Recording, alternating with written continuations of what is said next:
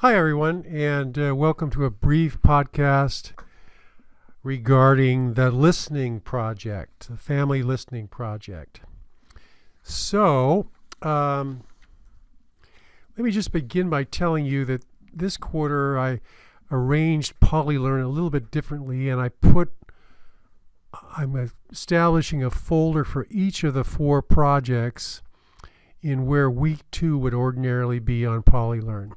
So all of the information for any of those 4 projects you should be able to find it, consent forms and so forth, the assignment itself, in some cases examples from previous students, consent forms, all in the appropriate folder. So hopefully that will be of some help to you. In terms of turning the assignments in, then you wouldn't go to this page, though. You would go to the appropriate PolyLearn week when the assignment is due. So that is one thing. Now let me just move on to the next slide here.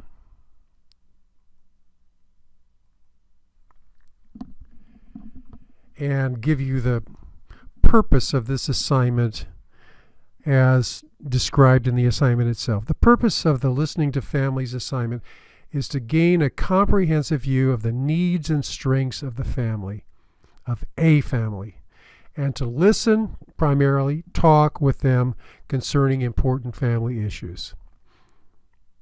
So I want you to get to know a family, and if I could plead with you to do this, what I would ask you to do is not treat this as an assignment, but as an opportunity really to get to know a family that has a child or children, one of whom has a disability. Okay, it's an opportunity for you. This year we're not working with families all year long, so it's just a snapshot really, and I'm hoping that this will be reciprocal, that you will go to their house in a respectful way as Cal Poly students who are respectful of their homes, and you're going into their homes and so forth, of their time, and that you'll be flexible in terms of them perhaps canceling with you, and that you build plenty of flex time in so that you can really take advantage of this opportunity in the context of your very, very, very busy lives and very, very demanding schedules, a la Professors Crutchfield and Wood. So that's sort of the background. The purpose is also to provide you with an opportunity to learn how to listen or to hone your listening skills. So during week 2, I will have printed out for you some questions around the family systems framework and other types of questions around self-determination. But I don't want you to stick with these questions in a lockstep manner. Rather, I want you to internalize these questions, and when you go out to the family, have a natural conversation. And it's probably going to begin slow. You don't know them. They, in most cases, don't know you.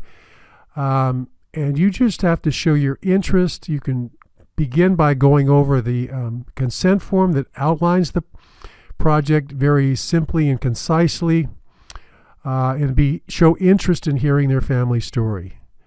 You're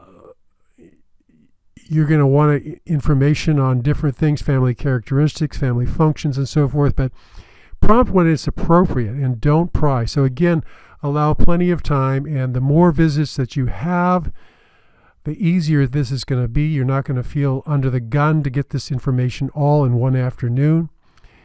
In addition, the more often you go, the more rapport you'll be able to create, and the easier the listening and the talking is going to become. So, and to that point,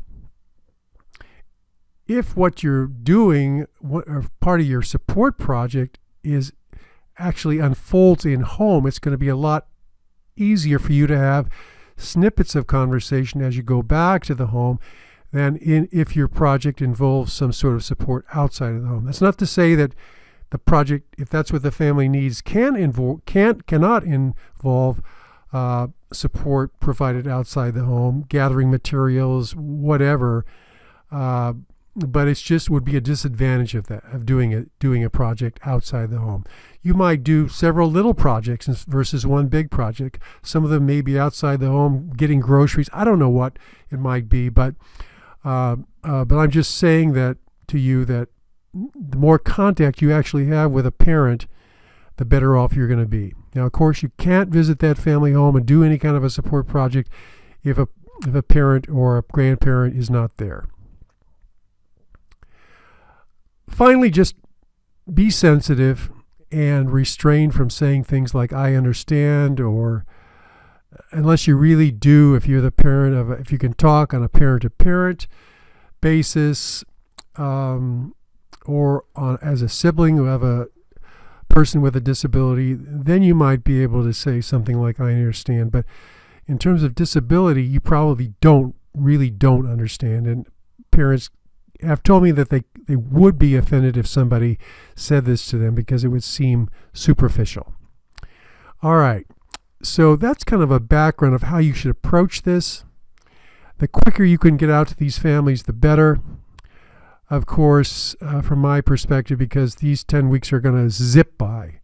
And that's why I'm starting with a podcast on this project, and that's why this project is due last.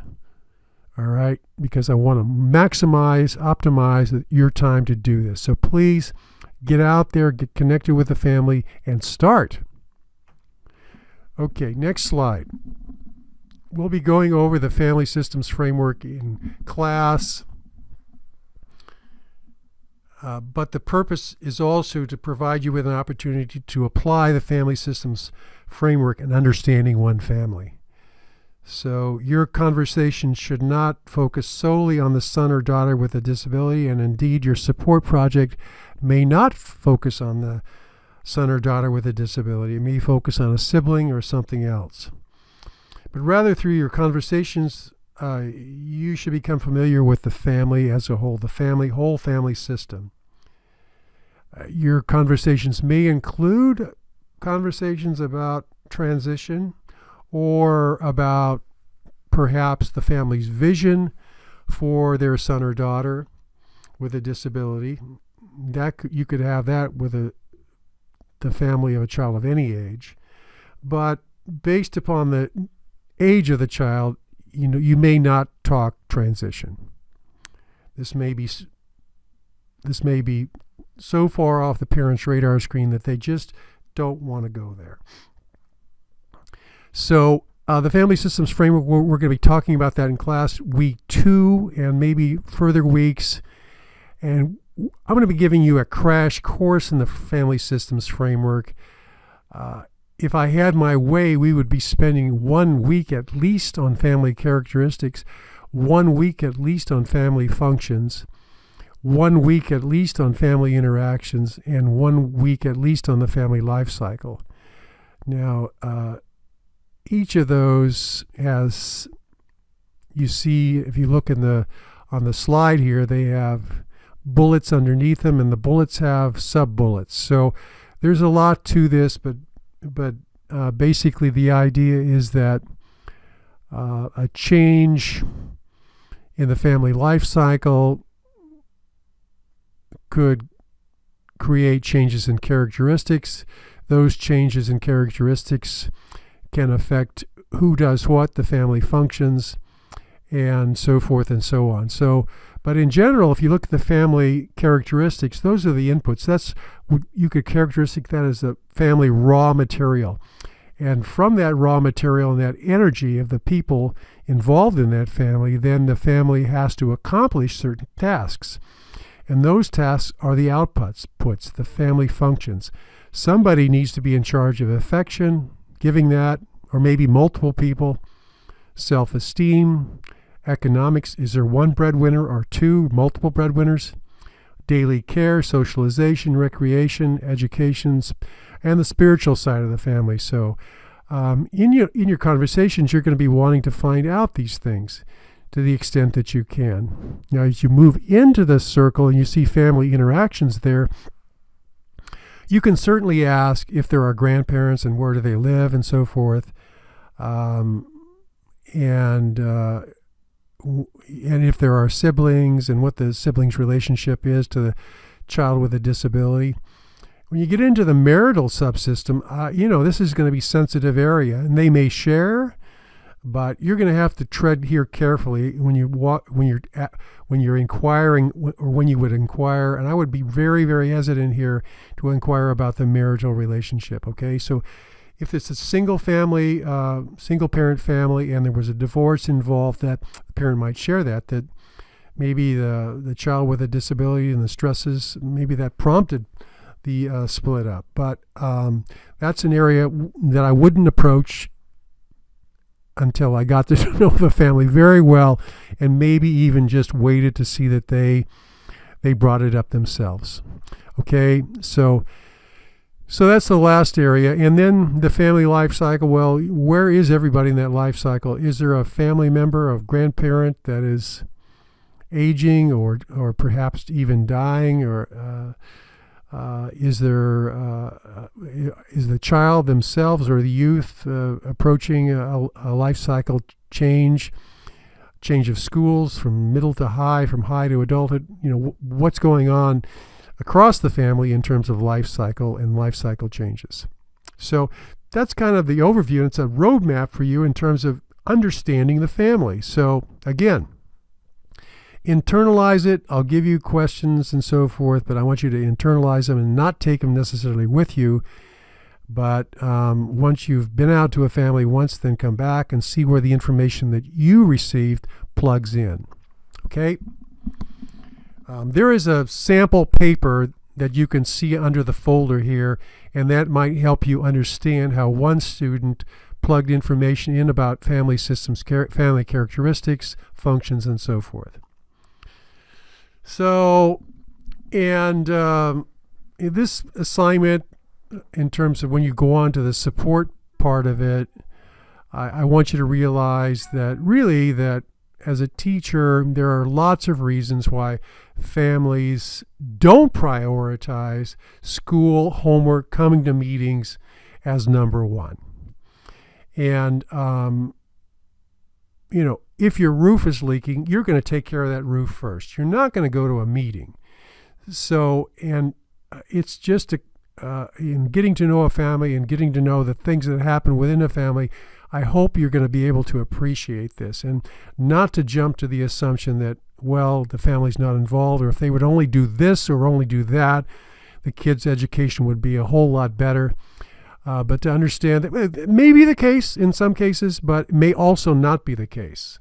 And so having communication with a family and understanding them as people who have lots of stresses in their lives is, for you, really important. I mean, this is all, our education and special education really is about relationships. It is in general education too, but we have a unique ability to work with somewhat fewer students and to get to know them and their families better, okay?